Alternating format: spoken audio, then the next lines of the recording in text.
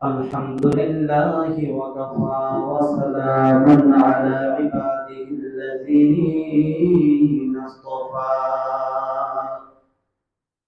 أما بعد فأعوذ بالله من الشيطان الرجيم بسم الله الرحمن الرحيم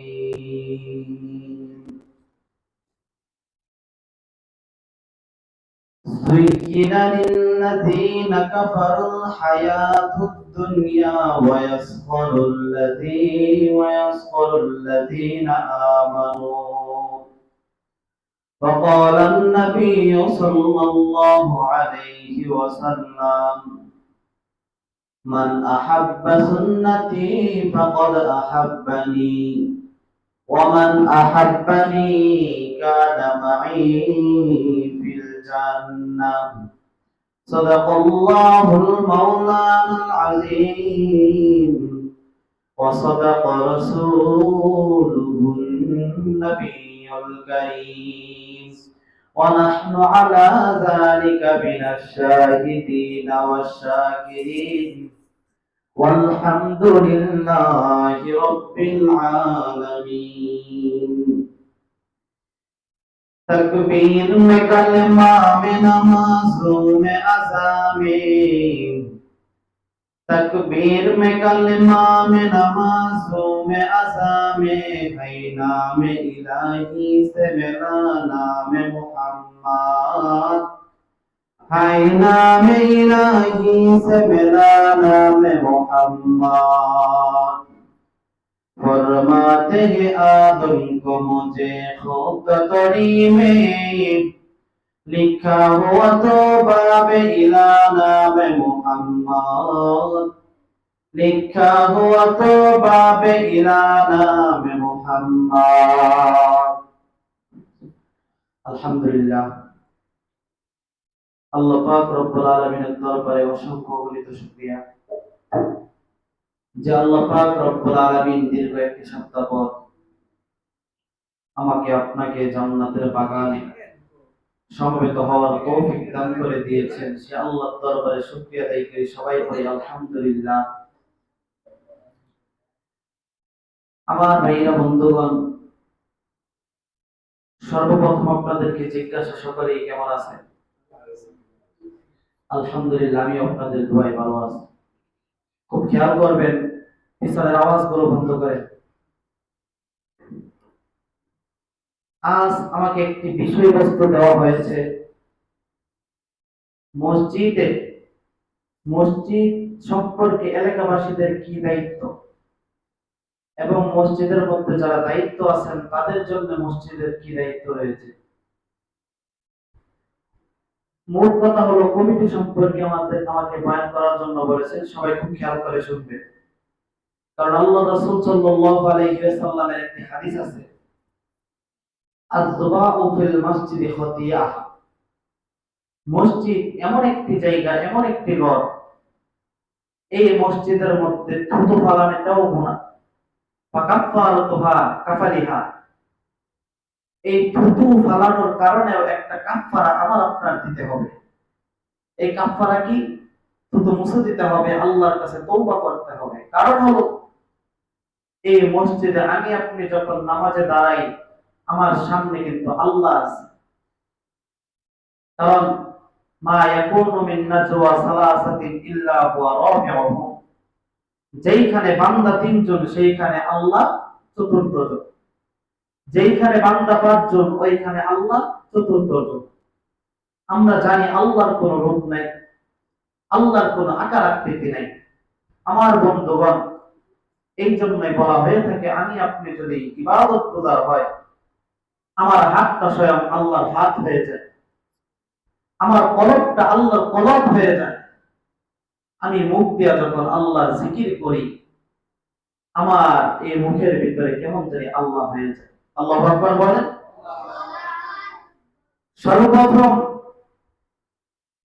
আমার আপনার মসজিদের মধ্যে এক নাম্বার কাজ হলো রাসূলের হাদিস أمر الله نبيه أن يحارب في كونه أمر الله نبيه ببناء المسجد في الدول রাসূলের হাদিস হলো আল্লাহ রাসূল সাল্লাল্লাহু আলাইহি ওয়াসাল্লাম হাদিস বলেছেন, দুনিয়ার মানুষ ঘরে ঘরে তোমরা মসজিদ নির্মাণ করো, এলাকা এলাকায় মসজিদ নির্মাণ করো।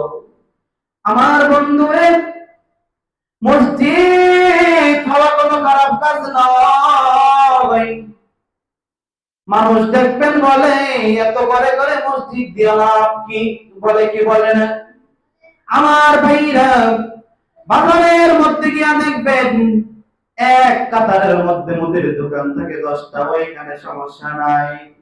মসজিদ এক জায়গায় 2টা হইলে কেন সমস্যা? মাদ্রাসা এক জায়গায় 3টা হইলে কেন সমস্যা? আমার আল্লাহ রাব্বুল আলামিন এই পৃথিবীতে সর্বপ্রথম খানায় কাবা যখন নির্মাণ করলেন, ভাইরা আমার খুব খেয়াল করে শুনবেন, সর্বপ্রথম ফেরেশতারা কাবা ঘর নির্মাণ করলেন। কিছুদিন পর ইব্রাহিম আলাইহিস সালাম আর ইসমাঈল আলাইহিস সালাম নির্মাণ করলেন। নির্মাণ করার পর কতগুলো পাথর বাড়ছে। আমার ভাইরা, ইব্রাহিম নবী আল্লাহর কাছে জিজ্ঞাসা করেছেন, আল্লাহ এই পাথরগুলো কি করব? আমার আল্লাহ রাব্বুল আলামিন ডাকতে বললেন, ইব্রাহিম পাথরগুলো গুঁড়া করে ফেলো, গুঁড়া করিয়া সারা পৃথিবীর মধ্যে ছিটান মারো। আমার ভাইয়েরা, যে সমস্ত জায়গায় ওই পাথরের কোনাগুলো পড়েছে, ওই কোনা যেখানে পড়েছে সেখানে মসজিদ নির্মাণ হয়ে যাবে। সুবহান। আমার ভাইয়েরা, ওই কাবা ঘরের একটা কোনা আমাদের এই সুনাম এলাকার মধ্যে পড়ছে। পড়ছে কি পড়ে নাই? পড়ছে, দেখাই তো মসজিদ হয়েছে। আমার ভাইরা, 1 নাম্বার কাজ হইল মসজিদ পরিষ্কার করা। আমার ভাই খুব খেয়াল করে, বিরক্ত হইতেছেন ভাইরা? মসজিদের মধ্যে দেখবেন অনেক মসজিদে ঢোকার পরে মসজিদের বারিন্দার মধ্যে লেখা থাকে, আল্লাহুম্মা তাহলি আবওয়াব রাহমাতিক। প্রথমে মসজিদে ঢোকার পরে আমার দোয়া করতে হবে, আল্লাহুম্মা তাহলি আবওয়াব রাহমাতিক। আল্লাহ গো, আমার আপনার জন্য, আল্লাহ আমার জন্য আপনি আপনার রহমতের দরজাগুলো খুলে দেন। তো একবার চিন্তা করে দেখেন, আপনার দোয়া যদি আল্লাহ কবুল করে ফেলে, তাহলে আমার আপনার জন্য যদি রহমতের দরজা আল্লাহ খুলেই দেন, তাহলে আমার আপনার জন্য জান্নাতে যাওয়ার মধ্যে আরো কোনো সার্টিফিকেট লাগবে? আর কোনো কিছুর প্রয়োজন নাই। এই জন্য 1 নাম্বার কাজ হচ্ছে মসজিদে ঢোকার পরে আমার এই মসজিদের দেওয়ালের মধ্যে লেখা থাকবে, লেখা থাকুক আর না থাকুক, দোয়াটা পড়া। কি দোয়া? আল্লাহুম্মা ফতাহলি আবওয়াব রাহমাতিক। ভাইরা আমার, তারপরে আমার কাজ হচ্ছে, রাসূল বলে, মসজিদকে পরিষ্কার পরিচ্ছন্ন রাখা। আজ বাংলাদেশের মধ্যে একটা জিনিস অধিকাংশ মসজিদের মধ্যে ভুল করে। কি করে? ভুল কেমন ভুল? দেখবেন একজন ইমাম রাখা দেয়, একজন মুয়াজ্জিন রাখে, একজন খাদেম রাখে। তো ইমামের কাজ নামাজ পড়ানো, মুয়াজ্জিনের কাজ আযান দেওয়া, খাদেমের কাজ মসজিদ ঝাড়ু দেওয়া। এলাকার সর্বনিম্ন যে মানুষ, সেই মানুষটাও আয়েশা জিজ্ঞাসা করে, হুজুর মসজিদ ঝাড়ু দিলেন? কি বলে? বলেন কি বলে? মসজিদ ঝাড়ু দিলেন না? অথচ আল্লাহ রাসূলের যুগে এক ব্যক্তি ছিল, ভাইরা আমার, আল্লাহ রাসূলের যুগে এক ব্যক্তি ছিল, ওই ব্যক্তি মসজিদ ঝাড়ু দিত। স্পষ্ট হাদিস, রাসূল ওই ব্যক্তিটাকে মুহাব্বত করত। এই লোকটা মারা যাওয়ার পর রাসূলকে না জানাইয়া কবরে দাফন করায় দিলেন। রাসূল বলেন, আমাকে না জানাইয়া খাদেমকে কেন কবর দিলাম? আমাকে খাদেমের সামনে নিয়ে যাও, কবরের সামনে আজকে জানাজা পড়ব। বুঝেন একজন খাদেমের কেমন দাম? লোকটা মারা গেছে, পৃথিবীকে ইতিহাস গড়াইয়া গেলেন, এই কবরের সামনে জানাজা পড়তে আসছে। এই জন্য মসজিদের কাজ হলো একজন খাদেমের না, একজন মুয়াজ্জিনের নয়, একজন ইমামের নয়। মসজিদে প্রত্যেকটা মানুষের কাজ হলো মসজিদকে পরিষ্কার পরিচ্ছন্ন রাখা। হযরত আবু বকর কম দামি না বেশি দামি মানুষ? এই হযরত আবু বকর সবার আগে আগে মসজিদে এসে মসজিদ ঝাড়ু দিত। হযরত ওমর একদিন প্রতিযোগিতা করলেন, ইয়া রাসূলুল্লাহ, ইয়া হাবিবাল্লাহ, আমনের আবু বকর এত দামি কেমনে হইল? আজকে হযরত আবু বকরকে হারায়া দিব। খুব খেয়াল করবেন, হযরত ওমর আবু বকরকে হারানোর জন্য মদিনায় গেলেন, রাত্রিবেলা গিয়া দেখবেন মসজিদ ঝাড়ু দেয়। এইবার আবু বকর বললেন, হযরত ওমর, হযরত আবু বকর যখন এইখানে মসজিদ ঝাড়ু দেয়, আমি আরো তার থেকে সব বেশি কামাবো। কেমনে? আমি মদিনায় গিয়ে আজকে পাবলিক টয়লেট পরিষ্কার করব। আল্লাহু আকবার বলেন। ভাইরা আমার, বাথরুম পরিষ্কার করার কারণে, উম্মতকে শান্তি দেওয়ার কারণে আমার আপনার মান কমে না, বরং আল্লাহ আমার জিহানগুলো খালি করে দেয়। এই জন্য দেখবেন অধিকাংশ মাদ্রাসাগুলোতে রাত্রে 3টা বাজে, রাত্রে 2টা বাজে, দেখবেন ছাত্রগুলো ওইটা বাথরুম পরিষ্কার করে। কেন করে? তার জিহানগুলো যেন খালি হয়ে যায়। তো হযরত ওমর ওইখানে গিয়া দেখলেন হযরত আবু বকর এইখানেও ঝাড়ু দেয়, এইখানেও বাথরুম পরিষ্কার করে। তো একদিন হযরত আবু বকর, আল্লাহর রাসূল বললেন, ও আমার সাহাবীরা, শুনতেছেন কথা? ও আমার সাহাবীরা, তোমরা কে কি পারো আমার কাছে নিয়ে আসো, আমার কাছে দান করে দাও, আমি যুদ্ধে যাব। তো হযরত ওমর চিন্তা করলেন, হযরত আবু বকর তো জীবনের যা আছে সব দান করে দিছে, আর কি আছে ঘরের মধ্যে? তো একটা কাপড় চাপড় আছে। অথচ এই কথা বলবা না, হযরত আবু বকর তো সব দান করে দিছে, হযরত আবু বকরের কিছুই নাই, আর আমি হযরত ওমরের এখনো অনেক কিছু আছে। তো আল্লাহ রাসূল বললেন, ও সাহাবীরা, তোমরা আমার জন্য কে কি আনছো? তোমরা আমার জন্য কি আনছো? হযরত ওমর তো চিন্তা করতেছেন যে আজকে আবু বকরকে হারায়া দিমু, জীবন বড় হযরত আবু বকরই ফার্স্ট হয়, আজকে হযরত আবু বকরকে কি করায়া দিমু? হারায়া দিমু। তো বললেন, আবু বকর তুমি কি আনছো? হযরত ওমরকে বললেন, ওমর কি আনছো?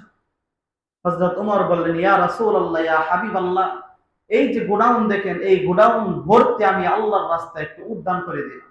আল্লাহু আকবার বলেন। আল্লাহু আকবার।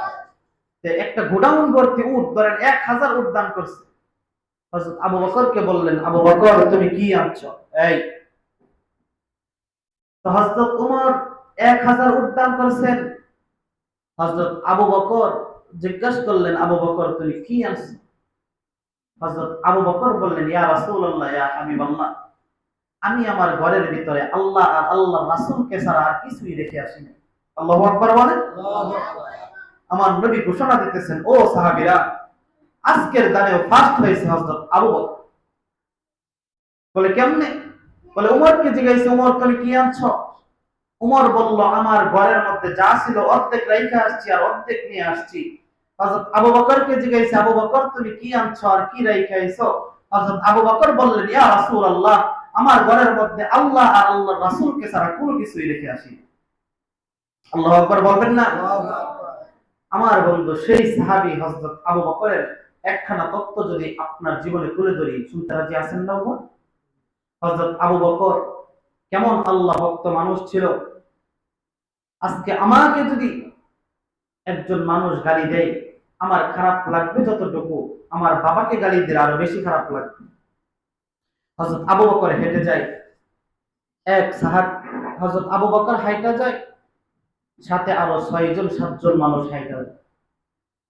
তো হযরত আবু বকরের কাছে গিয়া বলল, আবু বকর তুমি কি জানো, তুমি যে আল্লাহরে আল্লাহ আল্লাহ বইলা ডাকো, ওই আল্লাহ যে ফকির নি? নাউজুবিল্লাহ বলেন। খুব খেয়াল করবেন। হযরত আবু বকর চিন্তা করলেন যে তারা তো বিধর্মী মানুষ, আমাকে খেপানোর জন্য বলছে, আমি রাগ করা যাবে না, আমি আমার মতন চলে যাই। তবে একটা কথা বলি ভাইজান, আমাকে গালি দেন সমস্যা নাই, কিন্তু আমার আল্লাহরে গালি দিয়েন না, কারণ আমি আমার জীবনের থেকে আল্লাহকে বেশি ভালোবাসি। আল্লাহু আকবার বলেন। তো ৬-৭ জন ইহুদি ডাক দিয়ে, এই পিছনে আওয়াজগুলো বন্ধ করো। ৬-৭ জন ইহুদি ডাক দিয়ে বলল, এই আবু বকর, তোমার আল্লাহরে গালি দিলে তুমি কি করবা? দে গালি দে। তখন আরেকজন পিছন থেকে হাজির হয়ে গেছে, হাজির হয়ে বলে, এই তোমরা যে বলতেছো ইহুদিদের মধ্যে ৬ জনের মধ্যে আরেকজন আইছে ৭ জন, মানে ইবলিস আসছে। আইসা বলে একজন আরেকজনকে খোঁচা দেওয়ার জন্য বলতেছে, আল্লাহরে যে বলছো আল্লাহ ফকির নি, তোমার কাছে কি কোনো দলিল আছে, প্রমাণ আছে? তখন এক শয়তান আরেক শয়তানকে কইতাছে, মুহাম্মদের একটা গোপন মিটিং এ ছিলাম, মানজাল্লাযী ইউকরিদুল্লাহ করদান হাসানা, যে ব্যক্তি আল্লাহকে উত্তম ঋণ দিবে আল্লাহ তাকে তার প্রতিদান দিবে। তার মানে বোঝা যাইতাছে আল্লাহর যেহেতু ঋণ চাইছে আল্লাহ ফকির। এই কথা শুনে না হযরত আবু বকরের মেজাজ গরম হয়ে গেছে। হযরত আবু বকর ঠাস করে একটা থাপ্পড় মারছে বাঙ্গাল। এই থাপ্পড় খায়া ব্যক্তিটা জমিনে পড়ে গেছে। আর ৬ জন ৭ জন যে ছিল তারা বাড়িতে চলে গেছে। কিছুক্ষণ পর হযরত আবু বকর এই ব্যক্তিটার কাছে গিয়া বললেন, ভাইজান ধুকু পাইছেন, ব্যথা পাইছেন? বলে, ব্যথা পাবো না মানে? আরেক গালে নিবেন, আরেক গালে নিবেন। এই মুহূর্তে ৬-৭ জন হাজির হয়েছে। হাজির হয়ে বলেন, এই আবু বকরের থাপ্পড় খায়া মইরা গেছে, বেহুশ হয়ে পইরা গেছে, মেরে দিছে পান। তো ওই ইহুদিটা ডাক দিয়া বলেন, আমি মত থাপ্পড় খায়া পইরা গেছি, তাহলে তোমরা বাকছো কেন? তোমরা বাকছো কেন? বলে, শোনো, আজকে মুহাম্মদের কাছে গিয়ে বিচার দিবা। বন্ধু বন্ধুর কাছে যখন বিচার হবে, বন্ধু বন্ধুর বিচার করে দিবে। ইসলামী শরীয়ত অনুযায়ী থাপ্পড়ের বদলতে থাপ্পড় যখন কইরা দিবে, আবু বকর মুরব্বী মানুষ থাপ্পড় খায়া বিধর্মী হয়ে যাবে, অমুসলিম হয়ে যাবে, মুসলমানিত্ব বলে যাবে, ইসলামের ১২টা বাচ্চা যাবে। বলে কেমনে? বলে মুহাম্মদ নবীর কাছে গিয়ে বলতে হবে, ও মুহাম্মদ, তোমার বন্ধু কোনো কিছু ছাড়াই আমাদেরকে থাপ্পড় মারছে, তুমি আমাদের বিচার করে দাও, বিচার চাই, বিচার চাই, বিচার না করা পর্যন্ত করে ফিরবো না। এই আন্দোলন যখন শুরু করবা, তখন দেখবো বন্ধু বন্ধুর বিরুদ্ধে বিচার করে দিবে, ইসলামের ১২টা বেঁচে যায়। দেখবেন মিথ্যা মামলায় ফাঁসে কত খুশি। ক্লাস 8-এ পড়ে, এসএসসি পরীক্ষা দেয় নাই এখনো, একজনের বিরুদ্ধে যদি মিথ্যা মামলা পায়, বের হয়ে বলে বিচার চাই, বিচার চাই, বলে না? তো মুহাম্মদ নবীর কাছে গিয়ে কান্না অভিনয় গিয়া বলতেছে, মুহাম্মদ রে, মুহাম্মদ, তোমার বন্ধু আবু বকর এত নরম দিলের মানুষ, কোনো কিছু করি নাই, কোনো কিছু ছাড়াই আমাদের গালের মধ্যে থাপ্পড় মারিয়া ফলাইয়া দিছে, জমিনের মধ্যে ফলাইয়া দিছে। আল্লাহর নবী ডাক দিয়ে বললেন, ইহুদী রে, তোমার গালটা দেখি কোন গালের মধ্যে থাপ্পড় মারছে। আমার ভাইরা, ইহুদি যখন গালটা দেখাইলো, ভাইরা আমার খুব খেয়াল করে মনোযোগ দিয়ে কথাগুলো শুনবেন। থাপ্পড় দেখা আল্লাহর নবী বললেন, ইহুদি রে, তুমি বুঝি ভুল বলতেছো, কারণ থাপ্পড় দেখা বোঝা যায় এটা আবু বকরের থাপ্পড় না, এটা হইল হযরত ওমরের থাপ্পড়। কারণ থাপ্পড়ের যে অবস্থা, আবু বকর তেমন মারে না। ইহুদিরা ডাক দিয়ে বললেন, ইয়া রাসূলুল্লাহ, আমরা ভুল বলি নাই, আপনার সাহাবী আবু বকর মারছে। আমার ভাইরা, যাও যাও যাও, আবু বকরকে নিয়ে আসো। আবু বকরকে নিয়ে হাজির করা হইল। ডাক দিয়ে বলল, আবু বকর, তুমি ইহুদির গালে থাপ্পড় মারছো নাকি? আবু বকর ডাক দিয়ে বললেন, ইয়া রাসূলুল্লাহ, থাপ্পড় মারছিলাম, অনুমতি দিলে আবার মারো। আল্লাহর নবী হাসে আর বলে, কান্দে আর বলে, ও ইহুদিরা, ও আবু বকর, এত খেপা তুমি কেন খেপলা? আবু বকর ডাক দিয়ে বললেন, নবী,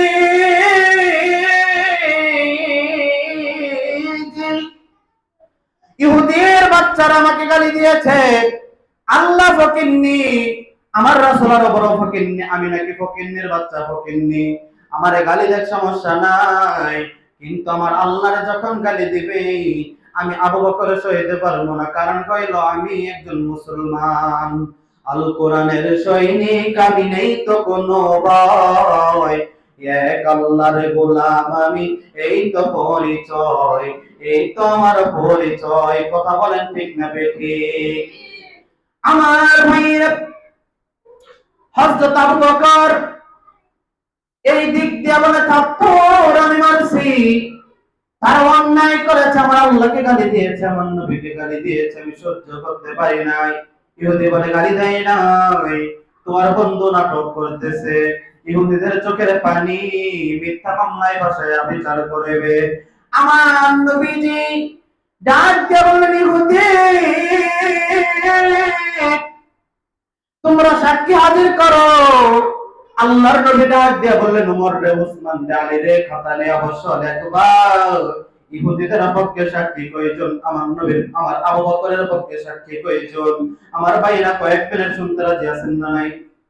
আমার ভাইরা ইহুদিরা সাক্ষী হাজির করলো, সংক্ষেপ করে দিলাম 6 থেকে 7 জন। আবু বকর ডাক দিয়ে বললেন, নবীজি গো, আমি সাক্ষী পাবো কই? সমস্ত সাহাবীরা যারা ঝাড় তোমার চলে গেছে, আমার কাছে কোনো সাক্ষী নাই গো। ও নবী গো, আপনি আমার কাছে সাক্ষী চাইতেছেন, আমি আপনারে জানাই দিতে চাই, আমার সাক্ষী দুনিয়ার কোনো মানুষ নয়, আমার সাক্ষীর নাম হয়েছে আমার আল্লাহ।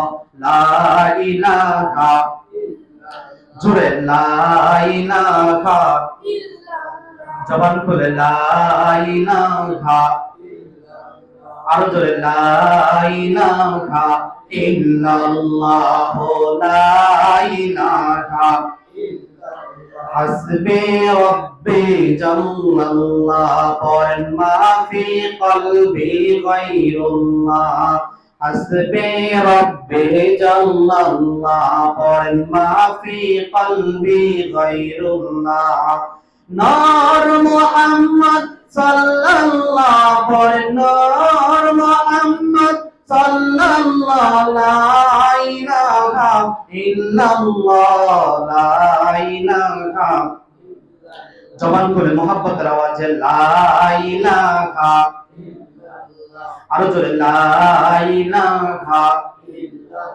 জোরে লা ইলাহা। ওরে আদম হাওয়া বানাইলাম, তুমি বেহেশতের মাঝে রাখিলা, হিকমাতে গো ফল খাওয়াইয়া, হিকমাতে গো ফল খাওয়াইয়া, দুনিয়ায় পাঠাইলা, লা ইলাহা, জোরে লা ইলাহা। ভাইরা, কষ্ট হইতাছে আপনাদের? আল্লাহকে ডাক দিয়ে বলেন আল্লাহু আকবার। এইবার হযরত আবু বকরকে বললেন, আবু বকর, ইহুদিদের পক্ষে সাক্ষী পাইলাম 6 জন। কয়জন? আপনার পক্ষে সাক্ষী কয়জন? হযরত আবু বকর বললেন, ইয়া রাসূলুল্লাহ, আমার পক্ষে আমি সাক্ষী পাইবো কয়জন? আমার পক্ষে কোনো সাক্ষী নাই। তবে আবু বকর, আপনি কি তাকে থাপ্পড় মারছেন? পিছনের আওয়াজগুলো একটু বন্ধ করেন। এটা বলা বন্ধ একদম থাকবে। এই সাউন্ড অফ, এইখানে বসো, চুপ। হযরত আবু বকর বললেন, রাসূলুল্লাহ, আমি একটা থাপ্পড় মারছিলাম, অনুমতি দিলে আর মারব। কি কইছে? অনুমতি দিলে। তো এইবার আবু বকরের এই কথা শুনে আল্লাহ রাসূল বললেন, কি রে আমার আবু বকর এত খেপলো কেন? হযরত আবু বকর এত নরম দিলের সাহাবী, কেন খেপলো? তো আল্লাহর রাসূল বললেন, ইয়া রাসূলুল্লাহ, ইয়া হাবিবাল্লাহ, ভাইরা আমার একটু বসে পড়েন, সবাই একটু বসে পড়েন, বয়ান শেষ করে দিন। বসেন বসেন, একটু বসে পড়েন। তো আবু বকরকে বললেন, আবু বকর, আপনি তো থাপ্পড় মারছেন কথা ঠিক, কিন্তু আপনি যে বলতেছেন আবার থাপ্পড় মারবো, এর কারণ কি? বলে, ইয়া রাসূলুল্লাহ, আমি আমার আল্লাহকে আমার থেকে আরো বেশি, আমার জীবনের থেকে আল্লাহর নবীকে বেশি ভালোবাসি। আমাকে প্রথম আয়েশা বলছে যে তোমার আল্লাহ যে ফকিন্নি, তুমি খবর রাখছো? আমি জিজ্ঞাসা করলাম, তুমি যে বলছো যে ফকিন্নি, কিভাবে বলছো? তিনি আমাকে একটা দলিল দিতেছে, মানজাল্লাযী ইয়াকরিদুল্লাহ করদা, যে আল্লাহকে উত্তম ঋণ দিবে, ওয়ালাহুম আজরুন কাবীর, আল্লাহ তাকে উত্তম ঋণ দিবে। ভাইরা আমার, এর বিষয়বস্তুটা হচ্ছে, আমার কাছে একদিন এক লোক এসে বলছে যে লা তাকরাবুস সালাত, এর অর্থ হইল সালাতের দ্বারে কাছেও যায় না, নামাজের দ্বারে কাছেও যায় না। এর মানে কি? এর ব্যাখ্যা কি? আমাকে যখন আয়েশা বলছে, আমাকে তখন আয়েশা এই আয়াতটা সুন্দরভাবে বলছে, লা তাকরাবুস সালাত অর্থ কি? তখন আমি তারে একটা তেরা উত্তর দিলাম। আমি বললাম এর অর্থ হচ্ছে যে নামাজ পড়ে না, তাকে পিটাইতে পিটাইতে মসজিদে নিয়ে আস। তখন কয়েকজন খেপা গেছে যে আপনি অর্থ কি বললেন? আমি বললাম আপনি যে আমার কাছে আয়েশা বলছেন লা তাকরাবুস সালাত, নামাজের দ্বারে কাছে আইসো না, এর আগে পরে অর্থ দেখছেন? ওয়া আনতুম সুকারা হাত্তা তা'লামু মা তাকুলুনা ওয়ালা জুনুবান ইল্লা আবিরি সাবিলিন হাত্তা তাগতাসিলু। পাগল অবস্থায়, নেশাগ্রস্ত অবস্থায়, মদ পান করা অবস্থায় নামাজের দ্বারে কাছে আইসো না। ও আমার কাছে আয়াত নিয়ে আসছেন, আমি ফতোয়া মাইরা দিব, আপনি আর জীবনে নামাজ পড়বেন না? না, এটা আপনার দশা হয়েছে এরকম। একদিন গয়েশপুর এক লোক গেছে যাবে মশাখালী। কই যাবে বলেন? তো রাত 10টা বাজে এই সময় দেখি কেমন তাকাতাকি করতেছে। আমি বললাম ভাই কি হয়েছে, কই যাইবেন? বলে মশাখালী যাবো। কিভাবে যাবো, গাড়ি তো নাই। আর আমি তাকে একটা বুদ্ধি দিলাম, জানগা ব্রিজ পার, ব্রিজ পারে গিয়া একটা সিনজি ভাড়া পেরা নিয়ে জানগা। হুজুর এত টাকা ভাড়া দিয়া কি এখন যাইতে পারবো? আমরা খেতে খামারে কাজ করি। আমি বলি তাইলে আরেকটা বুদ্ধি আছে, এখান দিয়ে জানগা পাগলা, পাগলা থেকে ভেঙ্গা যাবেন। হুজুর এইটা উল্টা আর যায়। আমি কিছু তাইলে আরেকটা বুদ্ধি আছে, আপনি জান গান্দা স্কুলের বাজার, স্কুলের বাজার থেকে 10 টাকা ভাড়া লাগবে, যাবেন সমস্যা নেই। হুজুর এত বইরা কে যাওয়া সম্ভব? আমি বলি তাইলে নেন, আমার পকেটে চাবিটা আছে, এই হোটেলে খায় আমার ঘরে গিয়ে শুয়ে থাকি। মানে জনগণ আমাদের সেম এই ক্যাটাগরি। আপনি একটা বুদ্ধি দিবেন, এটারে মনে করবো এখানে জানি আপনার কি দালালি আছে। আর আমরা যদি তার ফোন দি ফেলাইয়া তার থেকে 5 লক্ষ টাকা রেখা দেন, ওইটার তার কোনো মাথা বিষ নেই। মাথা বিষ হইলো যে আপনি একটা তার বুদ্ধি দিলেন, এটা ভালো দিলেন না খারাপ দিলেন। বাইরে আমার কষ্ট হইতাছে আপনাদের? হযরত আবু বকর বললেন, ইয়া রাসূলুল্লাহ, আমার আল্লাহরে গালি দিছে, আমি এই জন্য সহ্য করতে পারি নাই। এখন আপনি আমাকে বিচার কি করবেন করে দেন। আমার ভাইরা, হযরত আবু বকর আল্লাহর নবী ডাক দিয়ে বললেন, আবু বকর আপনি যে সত্যবাদী, আমি রাসূলের থেকে কেউ বেশি জানে না। ও আবু বকর, আমি তাদেরকে বই না দেখি, আপনার সাক্ষী তো কেউ নাই, কিভাবে বিচার করবো? ও ইহুদিরা, আবু বকর বলছে আবু বকরের সাক্ষী নাকি আমার আল্লাহ। সবাই যার যার বোতলে করে ফেললো। যাকে দেখা যায় না তার সাক্ষী মারা যায় না। আমার ভাইরা, আল্লাহর নবী বললেন, আবু বকর আপনি কষ্ট পায়েন না, আপনি কষ্ট পায়েন না। ইহুদিদেরকে ডাক দিয়ে বললেন, ইহুদি হাতটা বাড়াইয়া কোরআনের আয়াত আছে। আমার ভাইরা বয়ানটা ফেসবুকে যাবে, ইউটিউবে যাবে, অনেক আলেম ওলামারাও বয়ানটা শুনবে। কোরআনের একটা বিধান আছে, ইসলামী শরীয়তের একটা আইন আছে, ওয়াল আইনা বিল আইনি ওয়াল আনফা বিল আনফি ওয়াল উযনা বিল উযনি ওয়াস সিন্না বিস সিন। ইসলামে যদি কেউ একটা চোখ তুলে ফেলে, চোখের বদলতে একটা চোখ দিতে হবে। কেউ যদি একটা দাঁত ভেঙে ফেলে, তার আরেকটি দাঁত ভেঙে ফেলতে হবে। আমার বন্ধু একটা থাপ্পড়ের বদলে আবু বকরকে আরেকটা থাপ্পড় মারবে। ইহুদিদের যখন হাতটা বাড়াইলো, হযরত আবু বকর নিচের দিকে চাইয়া চোখের পানিগুলো জোরে জোরে ফেলে ফেলে কান্দে। আর বলে, নবী গো, আমি আবু বকরকে মারো, কোনো সমস্যা নাই গো, আমার দুঃখ লাগে। আর যদি আমি আবু বকর একটা থাপ্পড় খাই, ইসলামের সোনালী অক্ষরে লেখা থাকবে আবু বকর মিথ্যা বলার কারণে মাইরি খাইছে। আমার বন্ধু আল্লাহ বললেন, আবু বকর আপনি কষ্ট পাবেন না, ধৈর্য ধরেন। ইহুদি যখন হাতটা বাড়াইলো, হাতটা বাড়াইয়া আবু বকরের গালের উপরে যখন দিবে, আল্লাহ রাব্বুল আলামিন জিবরাইল মারফত আমার নবীর কাছে খবর পাঠিয়ে দিলেন।